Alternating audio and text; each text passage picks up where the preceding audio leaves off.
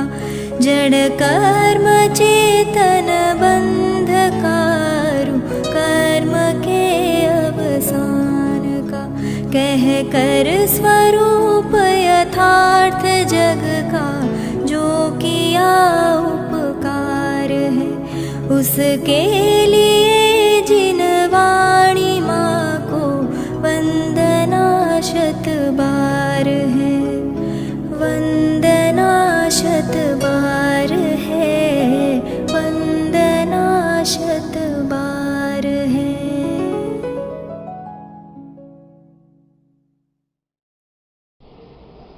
ओम नमः सिद्धेभ्यः ओम नमः सिद्धेभ्यः ओम नमः सिद्धेभ्यः। नियमसार ग्रंथाधिराजમાં આજે 89 નંબરની ગાથાની ટીકા પૂરી કરી ટીકામાં આવેલ એક સરસ મજાનો સંદર્ભ અન્ય આગમ ગ્રંથમાંનો છે. ધ્યાનના સંદર્ભમાં અપૂર્વ ચર્ચા આજે આવી. મુખ્યત્વે એકાગ્ર ચિંતા નિરોધો ધ્યાનમ, એકને અગ્ર કરી મુખ્ય કરી સર્વે ચિંતાઓથી મુક્ત થવું અને અંતર્મુહૂર્ત દશા સુધી નિર્વિકલ્પ દશા સાધવી એને ધ્યાન કહેવામાં આવે છે. મૂળ ગાથા આપણે જોઈએ, મૂળ ટીકા જોઈએ અને પછી ગુરુદેવશ્રીના ઉદ્ગારો અંગે અને આવેલા 2 કળશો અંગે અને એક આગમ ગ્રંથ અંગે આટલો વિષય આપણે ટૂંકમાં આજની આ ચર્ચા સત્રમાં લઈએ. મોતુન અટરુદમ ઝાણમ જો ઝાદિધમ સુખમ વા સોપડી કમણમ ઉચ્ચય જીણવર્ણિદિઠ સુત્તેસુ. જિનેન્દ્ર ભગવંતો દ્વારા નિર્દિષ્ટ સૂત્રમાં એટલે શાસ્ત્રમાં આગમ ગ્રંથોમાં પ્રતિક્રમણ આ રીતે કહેવામાં આવેલ છે. ગુજરાતી હરિગીતિકાનો પાઠ કરીએ. તજિયાર્થ તેમજ રૌદ્રને ધ્યાવે ધર્મને શુક્લને તે પ્રતિક્રમણ કહેવાય છે જીનવર કથિત સૂત્રો વિશે.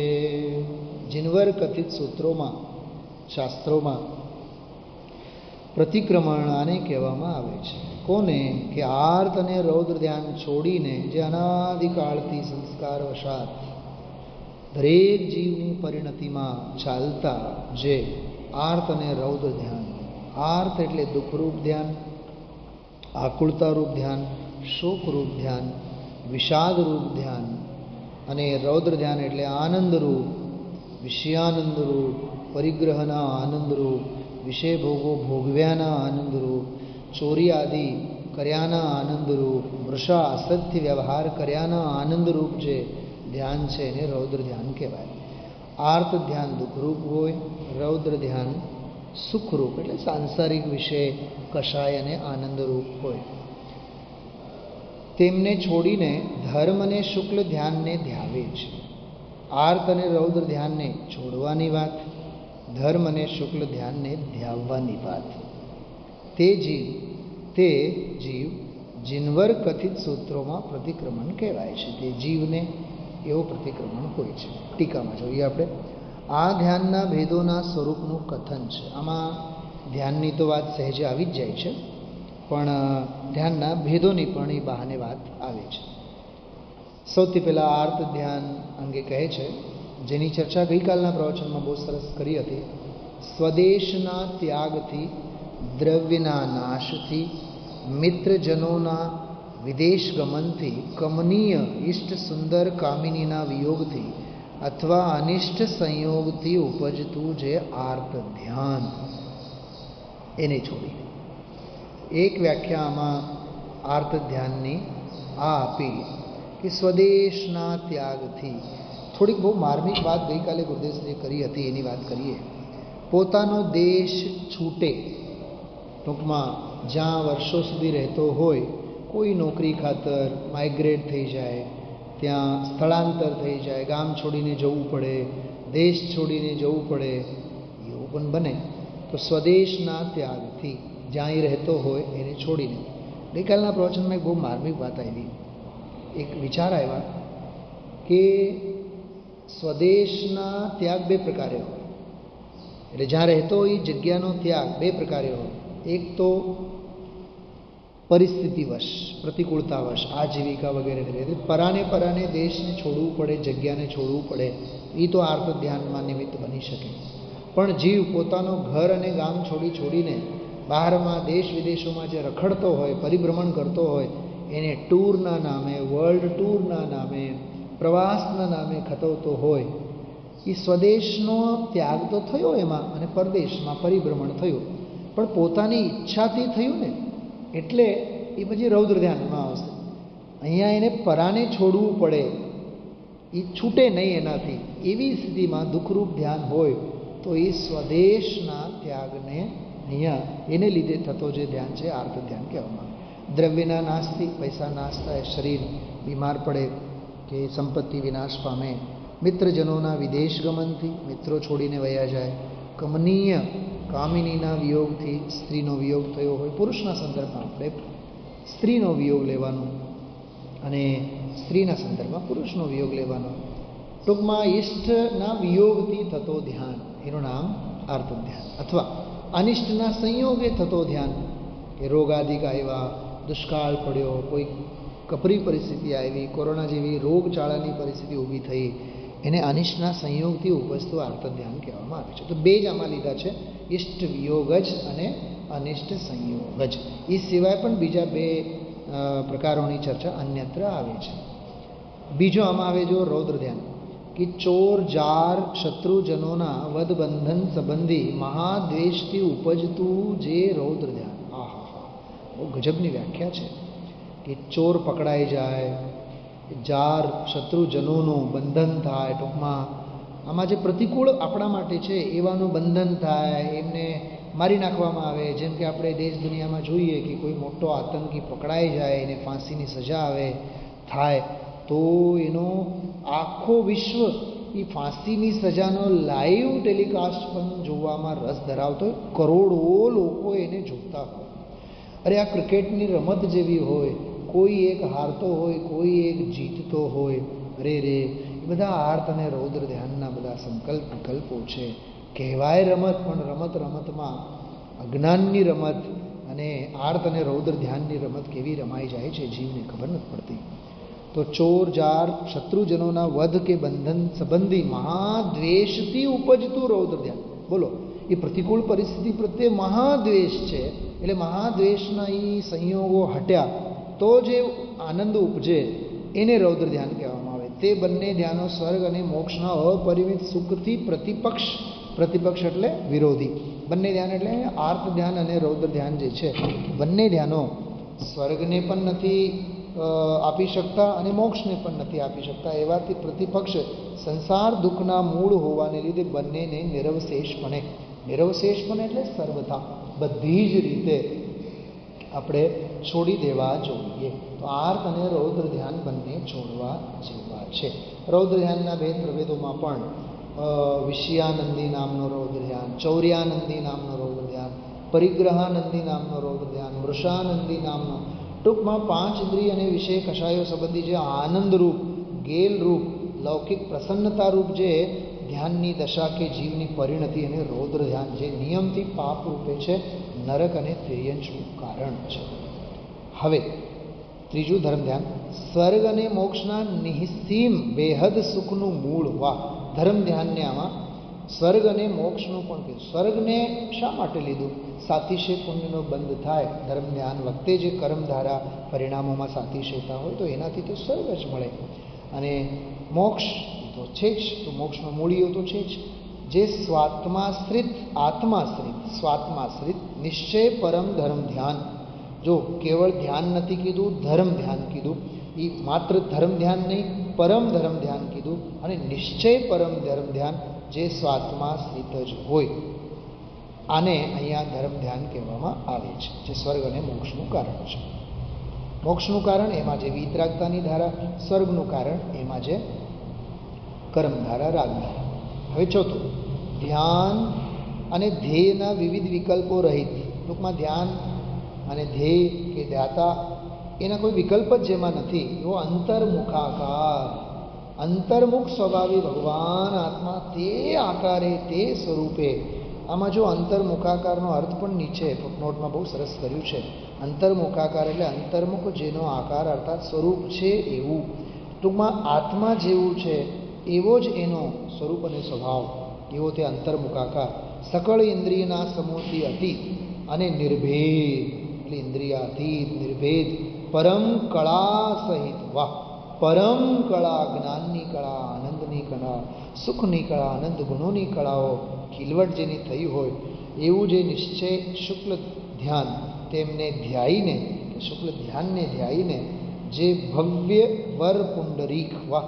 ક્યાંક આચાર્ય લખે છે અતિ આસન્ન ભવ્ય જીવ, અતિ આસન્ન મુનીશ્વર, વૈરાગ્ય શિખરના શિખામણી. અહીંયા લખે છે ભવ્ય વર પુંડરીક એટલે ભવ્યોત્તમ, ભવ્ય જીવોમાં પણ અતિ આસન્ન ભવ્ય જીવ એટલે મહાભવ્ય ભવ્યોત્તમ એવો એ જીવ પરમ ભાવની ભાવના રૂપે પરિણમ્યું છે. પરમ ભાવ એટલે પારિણામિક, પરમ પારિણામિક, નાયક ભાવે, આત્મભાવે, સ્વભાવે, એક ભાવે, સદૃશ ભાવે, સહજ ભાવે, પરમ ભાવે, શાંત ભાવે, સુખ ભાવે, વીર્ય ભાવે. આહા હા હા, અનંત સ્વભાવનો સાગર છે, સાગરના ભાવે, અનંત ગુણોનો ગોદામ છે, એ ગોદામના ભાવે પરિણમ્યું છે. તે નિશ્ચય પ્રતિક્રમણ સ્વરૂપ છે. એ પરમ જનેન્દ્રના મુખારવિંદથી નીકળેલા દ્રવ્ય શ્રુતમાં જનાગમમાં કહ્યું છે. આવી રીતે આ ટૂંકી ચર્ચા 4 ધ્યાનોની આવી. આર્ત ધ્યાન, રૌદ્ર ધ્યાન, ધર્મ ધ્યાન અને શુક્લ ધ્યાન. દરેકના 4 પ્રકારો અન્ય જ્ઞાનાર્ણો જેવા ગ્રંથોમાં આવી છે. અત્યારે એ પ્રસંગ નથી એટલે આપણે ટૂંકી વાત કરીએ. હવે બહુ માર્મિક વાત આવી એમાં કે 4 ધ્યાનોમાં પહેલાં 2 ધ્યાન હેય છે. હેય એટલે છોડવા યોગ્ય છે, કેમ કે એમાં આનંદ અને દુઃખરૂપ એ બધા કષાયના શલ્યો એમાં જોડાયેલા છે. હવે ત્રીજું જે છે, ત્રીજું એટલે ધર્મ ધ્યાન, એ પ્રથમ તો ઉપાદેય છે એમ કીધું. ત્રીજું જે છે એ પ્રથમ તો ઉપાદેય છે અને ચોથું જે છે સર્વદા ઉપાદેય છે. એક વાત ધ્યાનમાં રાખીએ, આ હેય અને ઉપાદેયની ચર્ચા પણ એક સાપેક્ષ ચર્ચા છે. આર્ત અને રૌદ્ર ધ્યાન જે કષાય ગર્ભિત હોવાથી તે તો હેય છે, એમાં તો કંઈ વિચારવા જેવું જ નથી. પણ ધર્મ ધ્યાન જે ઉપાદેય છે કીધું છે, સાધક દશામાં પ્રગટ કરવાની અપેક્ષા એ ઉપાદેય છે. અનુભવની દશા છે, આનંદની દશા છે, સ્વરૂપની હીનતાની દશા છે, પણ છે એ દશા એટલે એને આંશિક એકદેશ ઉપાદેય પણ આપણે કહી શકીએ. અને ચોથું જે છે એ પૂર્ણ સ્વરૂપની લીનતા છે. આમાં અહીંયા સર્વદા કાળવાચી શબ્દ આપ્યો છે, સર્વદા ઉપાદેય છે, પણ પ્રગટ કરવાની અપેક્ષા એ સર્વદા ઉપાદેય છે. આપણે ત્રીજી વાત જોઈએ, સર્વથા તો એ ઉપાદેય નથી જ. સર્વથા ઉપાદેય તો ચૈતન્ય સ્વભાવી ભગવાન આત્મા, જેમાં આર્ત નથી, રૌદ્ર નથી, ધર્મ નથી, શુક્લ ધ્યાન નથી, કોઈ ધ્યાન નથી, જેમાં કોઈ ધ્યાનાવલીઓ જ નથી. આહા હા હા, આજના પ્રવચનમાં આગળના કળશોમાં ગુરુદેવશ્રી કીધું, અરે રે આચાર્ય એમ કહે છે કોણ ધ્યાન કરે, કોનું ધ્યાન કરે, આત્માનું ધ્યાન કરો. આહા, એમ કહેતા અમને તો લજ્જા આવે છે. આત્મામાં ધ્યાન નથી, આત્મા તો ધ્યેય સ્વરૂપ છે. સૌગણજી શબ્દના શબ્દોમાં કહીએ, ધ્યાનની દશા પર્યાય મારું ધ્યાન કરે તો કરે, હું કોનું ધ્યાન કરું? ધ્યેય ધ્યાન વિનશ્વર મેં અવિનશ્વર, મેં ધ્યાતા મેં ધ્યેય. એવી રીતે આમાં વાત સમજવી. આર્ત ધ્યાન, રૌદ્ર ધ્યાન સર્વતા હેય છે અને ધર્મ ધ્યાન, શુક્લ ધ્યાન પ્રગટ કરવાની અપેક્ષાએ એક દેશ અને સર્વદેશ ઉપાદેય છે. ખરેખર આલંબન લેવાની અપેક્ષાએ, આશ્રય લેવાની અપેક્ષાએ જો વિચારીએ તો ભગવાન આત્મા જ આશ્રય લેવા યોગ્ય છે. એવી રીતે આપણે વિચારીએ. હવે એક અન્ય આગમ ગ્રંથોમાં આવેલ એક સંદર્ભ છે, એ સંદર્ભની વાત પણ આપણે કરીશું સાથે. નિષ્ક્રિયમ કરણાતીતમ ધ્યાન યોગ્ય વિવર્જિતમ અંતર્મુખમ તુ યદ્ધ્યાનમ તચ્છુલ્લકમ યોગિનો વિદુઃ. જે ધ્યાન નિષ્ક્રિય છે, ઇન્દ્રિયાતીત છે, ધ્યાન ધ્યેય વિવર્જિત અર્થાત ધ્યાનને ધ્યેયના વિકલ્પો રહિત છે અને અંતર્મુખ છે, તે ધ્યાનને યોગીઓ શુક્લ ધ્યાન કહે છે. આમાં જો આર્ત ધ્યાન, રૌદ્ર ધ્યાન અને ધર્મ ધ્યાનની કોઈ વાત ન કરી. આ કોટેશનમાં, આ સંદર્ભમાં શુક્લ ધ્યાનને જ શ્રેષ્ઠતાના સંદર્ભમાં સમજાવે છે. ધ્યાન નિષ્ક્રિય છે, જોકે દ્રવ્ય સ્વભાવ નિષ્ક્રિય છે, અને ધ્યાન એ તો જ્ઞાનની જ એક વિશિષ્ટ દશા છે. એટલે પર્યાય માત્ર સક્રિય કહેવાય, દ્રવ્ય સ્વભાવ નિષ્ક્રિય કહેવાય. અને સ્વરૂપ અને સ્વભાવ સંબંધી નિર્વિકલ્પ દશા એ નિષ્ક્રિય કહેવાય ધ્યાનને, અને રાગ દેશ આદિની બાહ્ય પરલક્ષી પરિણતિને સક્રિય કહેવાય. એવી બધી જુદી જુદી અપેક્ષાઓ હોય છે. ઇન્દ્રિયાતીત છે. ધ્યાન ધ્યેય વિવર્જિત, એટલે ધ્યાન અને ધ્યેયના જેમાં વિકલ્પો નથી એવો જે અંતર્મુખ છે, સ્વભાવ અને સ્વરૂપને આશ્રિત છે, એવો જે ધ્યાન યોગીઓ શુક્લ ધ્યાન એને કહે છે, અને તે ઉપાદેય છે. એવી રીતે એ આ ધ્યાનની વ્યાખ્યા. હવે આને આધારે આવેલા બે કળશો પણ સમજવા જેવા છે. 119 નંબરનો કળશ. ધ્યાનાવલીમપી ચ શુદ્ધનયો નવક્તિ વ્યક્તમ સદા શિવમયે પરમાત્મતત્વે શાસ્તિત્યુવાચ સતતમ વ્યવહાર માર્ગ સત્વં જિનેન્દ્ર તદહો મહદિન્દ્રજાલમ. આ કળશમાં તો એમ કહે છે, પ્રગટપણે જે સદા શિવમય છે, જે નિરંતર કલ્યાણમય છે. આત્મ વસ્તુ ભગવાન આત્માને કલ્યાણ કરવું નથી, ખરેખર કલ્યાણમય છે, કલ્યાણ સ્વરૂપ છે. એનું કલ્યાણ થાય એવો નથી. એને આશ્રિત તો જે આત્મકલ્યાણ કરનારા જીવોના પંચ કલ્યાણકો બાહ્ય જીવનમાં સાતિશય પુણ્યના બળે થાય છે. જે કલ્યાણની મૂર્તિ છે, સદા શિવમય છે. શિવ શબ્દનો બહુ સરસ અર્થ આવેલો. શિવ એટલે જેમાં ઉપદ્રવ નથી, અંતરાય નથી, એવો તે સદા શિવમય, નિરંતર કલ્યાણમય એવા પરમાત્મ તત્વને વિશે ધ્યાનાવલી હોવાનું પણ શુદ્ધ નહીં કહેતો નથી.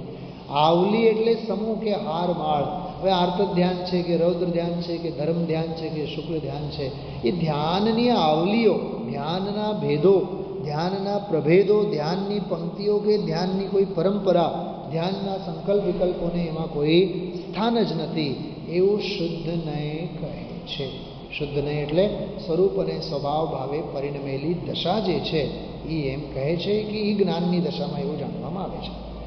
તે છે અર્થાત ધ્યાનાવલી આત્મામાં છે એમ વ્યવહાર માર્ગે સતત કહ્યું છે. જો વ્યવહારની અપેક્ષાએ, કોઈ અપેક્ષાએ ધ્યાનો હોય છે, અનાદિકાળથી સંસારી જીવોને આર્ત અને રૌદ્ર ધ્યાન હોય છે, માટે જીવ દુઃખી છે, એને ધર્મ ધ્યાન કરવું જોઈએ, શુક્લ ધ્યાનનો આશ્રય લેવો જોઈએ, સર્વદા શુક્લ ધ્યાનને ધાવવું જોઈએ, એવી રીતે બધી જોઈએ વાળી ચરણાનિયોગની ભાષામાં વ્યવહાર માર્ગે સતત કહેવામાં આવેલું છે.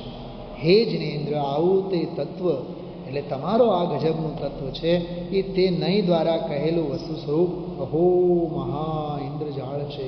ક્યારે કઈ નહીંની અપેક્ષા, ક્યારે કઈ નહીંની અપેક્ષા છતાં અંતે તો વાત પક્ષાતિક્રાંત નયાતીત થવાની વાત આવે, માટે આમાં મહાન ઇન્દ્રજાળ કહે છે. આવી રીતે આમાં સ્વભાવ ભાવમાં તો ધ્યાનાવલી છે જ નહીં, વ્યવહારે ધ્યાન હોય છે કહેવામાં આવે છે. સ્વભાવ ભાવમાં તો પરમાર્થે કોઈ છે જ નહીં, ધ્યાન જ નથી. જેમ સાતમી ગાથામાં કીધું, જ્ઞાન નથી, દર્શન નથી, સુખ વીર નથી, એવી રીતે આમાં ધ્યાન નથી. 120 નંબરનો કળશ. સદ્બોધ મંડનમિદં પરમાત્મ તત્વં મુક્તમ વિકલ્પ નિકરૈરખિલૈ સમંતા નાસ્તેશ સર્વનય જાતગત પ્રપંચો ધ્યાનાવલી કથયસા કથમાત્ર જાતા. સમ્યક જ્ઞાનનું આભૂષણ એવું આ પરમાત્મ તત્વ. વાહ, ગજબની વાત છે. આપણે એમ વિચારીએ કે ચંદ્ર છે, ચંદ્રની કળાઓ હોય છે, 16 કળાઓ. હવે ચંદ્ર હોય તો કળાઓ હોય, કળાઓનું અસ્તિત્વ જ ક્યાં રહે? એમ પર્યાય છે, સમ્યક દર્શન છે, સમ્યક જ્ઞાન છે, સમ્યક ચારિત્ર છે, રત્નત્રય છે, એ બધી કળાઓ છે. ભગવાન આત્મા છે, પરમાત્મ તત્વ છે, તો એ કળાઓ છે, કળાકાર તો એ ભગવાન આત્મા છે. એમ સમ્યક જ્ઞાનનું જો એમ કહેવાય સમ્યક જ્ઞાન આત્માનું આભૂષણ. દુનિયામાં એમ કહેવાય જ્ઞાન આત્માનું આભૂષણ. અહીંયા કહે છે સમ્યક જ્ઞાનનું આભૂષણ કોણ છે? સમ્યક જ્ઞાન જે દીપે છે એના આભરણો, એના અલંકારો, એના ઓર્નામેન્ટ્સ કોણ છે? કહે છે કે ભગવાન આત્મા છે. આત્માને લીધે સમ્યક દર્શન જ્ઞાન ચારિત્રાદિક છે. આ એક બહુ અદ્ભુત વ્યાખ્યા આવી. સમસ્ત વિકલ્પ સમૂહોથી સર્વતઃ મુક્ત છે, સર્વ તરફથી રહિત છે. સર્વે નહીં સમૂહો સંબંધી પ્રપંચ પરમાત્મ તત્વમાં નથી. તો પછી તે ધ્યાનાવલી આમાં કઈ રીતે ઉપજી? આ એક બહુ ગજબનો કળશ છે જેમાં નય જ નથી, નયોની અપેક્ષાઓ જ નથી. તો પછી અપેક્ષાઓથી જે ધ્યાનોની વાત કરવામાં આવી એ ધ્યાનાવલી આત્મામાં ક્યાંથી હોય? અર્થાત ધ્યાનાવલી આ પરમાત્મ તત્વમાં કેમ હોઈ શકે તે કહો તો ખરા. ગુરુદેવશ્રી કહે છે ભાઈ જેમાં કોઈ પણ જાતની કલ્પના ન કરી શકીએ. એટલે ગુરુદેવશ્રી આજના પ્રવચનમાં બહુ સરસ કીધું, ભાઈ ભગવાન તું બીજું બધું ભૂલી જા, બીજું તો ભૂલી જા, પણ શુદ્ધ નહીં ત્રિકાળી દ્રવ્ય સિવાય ધ્યાન કરવું અને ધ્યાનની ધારા વધવી એવી પર્યાયની વાત શુદ્ધ નહીં કહેતી નથી. આહા હા, તો પાગલ લાગે, પાગલ. ધંધા પાણી ધમધોકાર ચાલતા હોય, જુઓ તો ખરા પાગલ, જુઓ. આ લાવ, આ લાવ, આ લાવ, આ લાવ, આ લ્યો, આ કરો, અહીં ફેરવી દો, આખરી વાત છે. ધમધોકાર ધંધા ચાલતા હોય, ધંધામાં ગુંચાઈ ગયા હોય. કહેવાનો અર્થ આમાં એમ છે કે ખરેખર જેમાં ધ્યાન નથી, એમાં ધ્યેયના વિકલ્પો નથી, એવો જે ધ્યેય સ્વરૂપી ભગવાન આત્મા એની દૃષ્ટિ કરાવવા માટેની આ બહુ અદ્ભુત ચર્ચા આજે વાત આવી. ગુરુદેવશ્રી તો ક્યાં સુધી વાત કરી. દિગંબર મુનિ પંચમારાના એમ કહે છે શ્રોતાને, અરે લાજ નથી આવતી કે કઈ સભા કેવી છે અને એને તમે આવી મોટી વાત કરો, સમાજને જોઈને વાત કરો. એ સાંભળ સાંભળ, તો આત્માને જોઈને વાત કરીએ ભાઈ, અમે તો આત્માને જોઈને વાત કરીએ. તમને બેસે ન બેસે બધું તમારે આશ્રિત છે. ભાગ્ય છે ને તો બાપા આવી વાત ભાગ્યશાળીઓના કાને પડે ને. સભામાં વિરાજેલ મુમુક્ષુ પ્રત્યે અહોભાવ વ્યક્ત કરતા ગુરુદેવશ્રીએ આવી ઉક્તિ પણ આમાં કરી. આમાં ક્યાં ઝઘડા, વાદ વિવાદ શા? ભલે પૈસા ન બેસે અને એને બેસનારા થોડા હોય, વસ્તુ બધી છે. આ એક બહુ ન્યાય ગજબનો છે. બધે વસ્તુ તો બધી છે, સત સરળ છે, સત સર્વત્ર છે, પણ સત કોને? જેને જાણ્યું તેને. એમ બધે વસ્તુ છે, બધા ભગવાન છે, સદા કલ્યાણમય પરમાત્મા છે, પણ બેસવાની વાત છે એ બહુ થોડાને હોય છે. મહાભાગ્યશાળી હોય, વિરલા સાંભળે તત્વને, વિરલા બૂঝે કોઈ, વિરલા જાણે તત્વને, વિરલા પામે કોઈ. યોગિંદુ દેવની પણ ઉક્તિ આપણને યાદ આવે. ખરેખર સ્વામીજીએ જેમ ફરમાયું, આજે ધન્ય ઘડી અને ધન્યકાળ આવી આ ગજબની વાત આજના વ્યાખ્યાનમાં આવી. છેલ્લે એક બહુ સરસ વાત કરી, 212 નંબરના કળશની વાત ગુરુદેવશ્રી કરી. ભાવિ તીર્થંકરનું મગજમાં આવ્યું હતું, તીર્થંકર થવાના છે પદ પ્રબલધારી દેવ. વાંચનમાં ક્યાંક આવ્યું હતું, કાંઈ બધું યાદ રહે એમ કરીને એમાં ભાવિ તીર્થાદિનાથ એવો ઉલ્લેખ આવે છે, એની વાત એમાં કરી છે. આવી રીતે આપણે મૂળ ગાથા, એના ઉપર આવેલા 2 કળશો અને સંદર્ભ કળશની પણ આપણે ચર્ચા કરી છે. મૂળમાં આપણે ધ્યાન ધ્યેય ધ્યાતા સંદર્ભમાં વ્યવહારે બધા ઉપદેશની શૈલીમાં વર્ણન આવે, પરમાર્થથી જોવામાં આવે તો ધ્યેય સ્વરૂપી ભગવાન આત્મા જहाँ ध्यान ध्याता धेय को विकल्प न वच वेदन जहाँ चिद भाव कर्म चिदेश करता चेतना क्रियात. આવી નિર્વિકલ્પ ધ્યેયભૂત ભગવાન આત્માની દશા આપણને પ્રગટ થાવ અને એ ધ્યેયના માર્ગે પૂર્ણતાને લક્ષ્ય શરૂઆત, તે જ સાચી શરૂઆત. અને ખરેખર એમ કહીએ એ શાશ્વત સુખ કા પ્યાલા કોઈ પિયેગા અનુભવવાલા. આવી આ ધ્યેયભૂત ભગવાન આત્માની ધારણા અવધારણા અંતરંગમાં વધારતા જઈએ એવી મંગલ ભાવના સાથે વિરામ. ઓમ નમઃ સિદ્ધેભ્ય.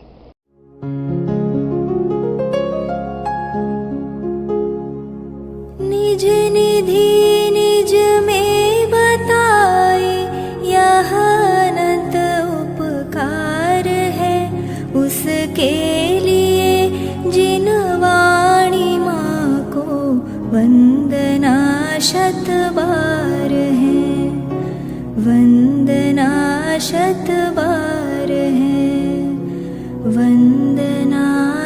शत बार है।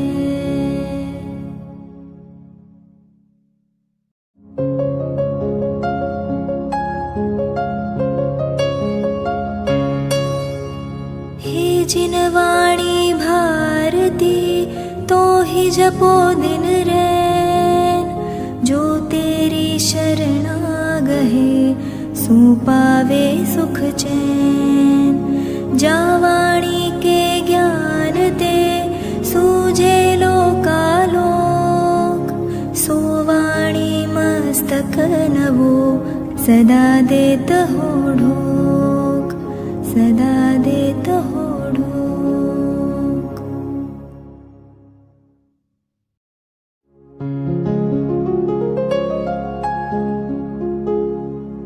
निज निधि निज में बताए, यह अनंत उपकार है उसके लिए जिन वाणी माँ को वंदना शत बार है, वंदना शत बार है, वंदना शत बार है।